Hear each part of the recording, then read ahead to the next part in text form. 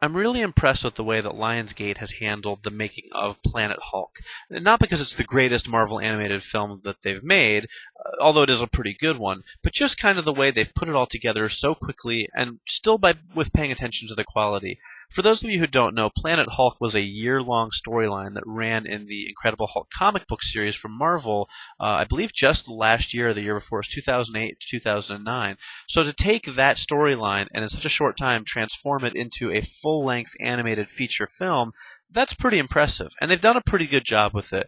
Keep in mind, it was a year-long storyline. It's not like they could take every piece of that graphic novel and put it into a 90-minute movie. But they did a pretty good job of kind of boiling down the essence of the story into this movie. And overall, it's very enjoyable. It's extremely action-packed. For those of you who are Hulk fans, there's a ton of action throughout the film. But it's kind of neat to get a science fiction setting for the Hulk, which is something a little different from the usual Hulk smashing army helicopters and tanks and stuff like that.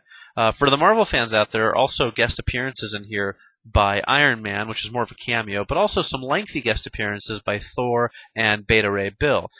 On top of that, you do get the entire grouping of the War Guard, the characters that were such an integral part of Planet Hulk, the comic book's success. And each one even gets a little sort of origin vignette within the context of the story. Now, there are some changes made to the overall story, but for the most part, like I said, Lionsgate kind of stayed true to the essence of the graphic novel and kind of took the best parts of it and put it into this movie. There are times when the action gets a little repetitive and you can watch the Hulk smash robots and aliens and creatures so many times, so it's not a slam dunk movie, but overall I will say that I did enjoy it quite a bit. I was very excited to see Planet Hulk released on Blu-ray, and for the most part it's a very good effort, although I was surprised a little bit with the video quality. For the most part, it is a pretty clean and clear image with solid black outlines and very good colors, but there are a couple of scenes where the picture doesn't seem as sharp as it could be, and I'm not sure if it's intentional on the part of the filmmakers or not, but it doesn't really seem to be. It just seems like there's a couple of shots early on in the film that are slightly out of focus. That being said, it mostly happens early in the film, and once it's done, you don't really notice it anymore. So no major complaints on that side of things. The surround soundtrack also does a great job. It's really active. I mean, this is a very action-packed movie, and your speakers do definitely bring that to life. It's not the most organic sounding soundtrack I've ever heard. Some of the sound effects occasionally do sound as if they were placed very deliberately in certain parts of the speakers, but that's not really a bad thing all around, and for the most part, there's really no major complaints with the audiovisual portion of the Blu-ray disc. As always, the Marvel animated movies come with a nice collection of bonus features, and Planet Hulk is no different.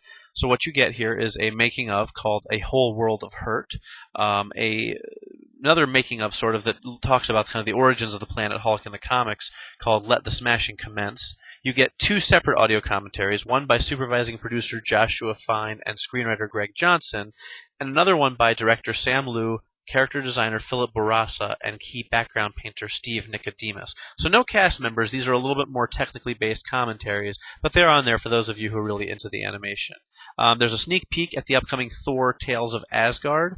There's a Wolverine vs. the Hulk episode of the Wolverine and the X-Men animated series, which is also released by Lionsgate. There's an episode of the Spider-Woman motion comic as well as the Astonishing X-Men motion comic. And then there are two music videos from Spider-Woman and the Astonishing X-Men. So some of the extra features are sort of commercials for other products that you can get from the Marvel Universe, but overall there's still a pretty good amount of stuff here.